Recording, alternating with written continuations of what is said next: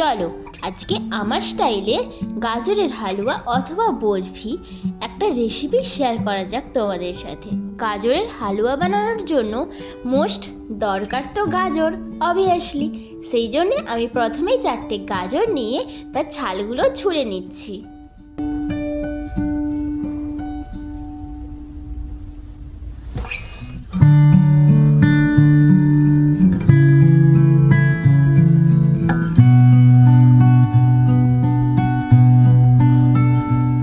এখানে গাজরগুলো কম কম লাগায় আমি আরও 2টো গাজর অ্যাড করলাম। চলো এখন একটা পাত্রের মধ্যে গাজরগুলো রেখে ওর উপর দিয়ে জল দিয়ে গাজরগুলো পরিষ্কার করে ধুয়ে নিই।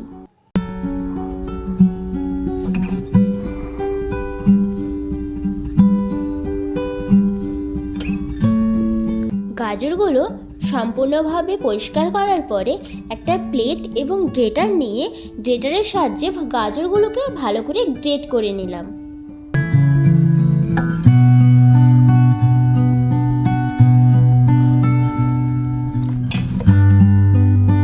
চলো এখন গ্যাসের ওপর কড়াইটা বসিয়ে কড়াইটা কিছুক্ষণ গরম হতে দেব।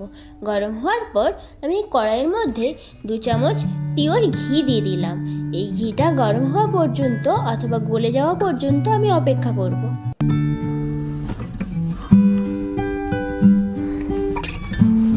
ঘিটা পুরোপুরি মেল্ট হয়ে যাওয়ার পর ওই ঘিয়ের মধ্যে গ্রেট করে রাখা গাজরগুলো দিয়ে দিলাম।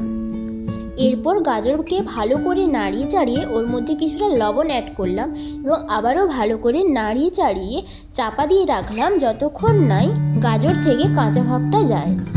এরপর একটা পাত্রে কিছুটা ড্রাই ফ্রুটস নিলাম এবং সেগুলোকে জল দিয়ে ভালো করে ধুয়ে নিলাম।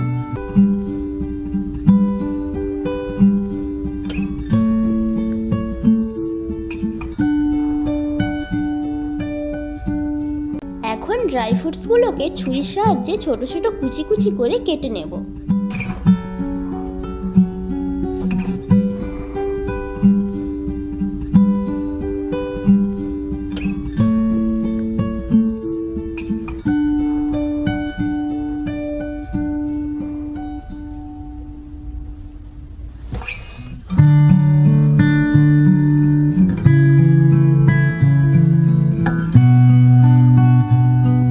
আবারও একটি পাত্রে কিছুটা লিকুইড দুধ নিয়ে তার মধ্যে 2 থেকে 3 চামচ মিল্ক পাউডার দিয়ে ভালো করে মিশিয়ে নিলাম।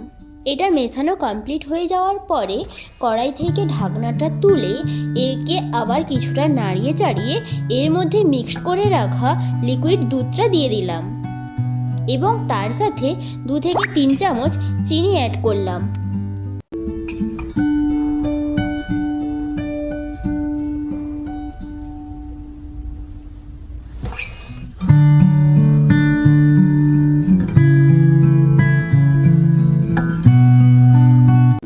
কিছুক্ষণ চাপা দিয়ে এটিকে রান্না করার পর যখন দুধটা একদম শুকনো শুকনো হয়ে এসছে তারপর এটিকে আমি 2 ভাগ করলাম, কারণ আমি একটা হালুয়া মানে ঝরঝরে গাজরের হালুয়া বলে যেটাকে সেইভাবে বানাবো আর কিছুটাকে বরফি স্টাইলে বানাবো। 2টো ভাগের মধ্যে এক পাশে আমি কিছুটা পাউডার দুধ অ্যাড করলাম এবং ওটাকে ভালো করে মিক্সড করলাম। তারপর ওটাকে প্লেটে তুলে বাতাসের মধ্যে রেখে দেবো ঠান্ডা হওয়ার জন্য।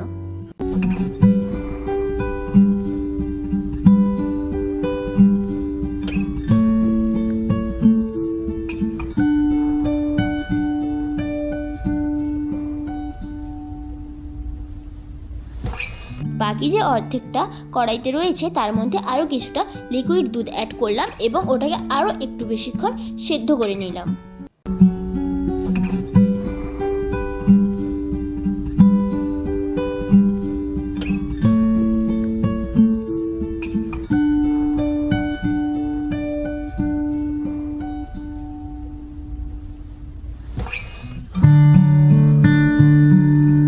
আগের তুলনায় এটি আরও বেশি নরম হয়ে গেছে। এরপর এটিকে একটা প্লেটের মধ্যে তুলে বরফি শেপ দেওয়ার চেষ্টা করছি আমি ছুরির সাহায্যে।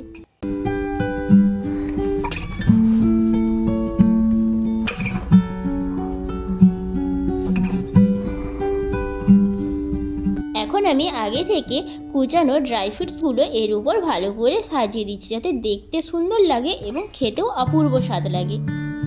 এখন এটি আমার সম্পূর্ণ রেডি।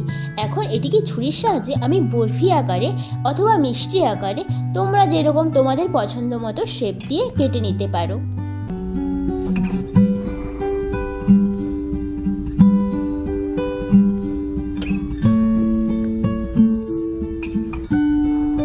আগের প্লেটটাতেও আমি কয়েকটা ড্রাই ফ্রুটস অ্যাড করলাম এবং এটা দেখতেই পাচ্ছ কতটা ঝরঝরে হয়েছে। খেতেও কিন্তু দুর্দান্ত স্বাদ হয়েছিল। তোমরাও চাইলে একবার বানিয়ে খেতে পারো, অপূর্ব স্বাদ। তোমরাই দেখে বলো কমেন্টসে কেমন হয়েছে।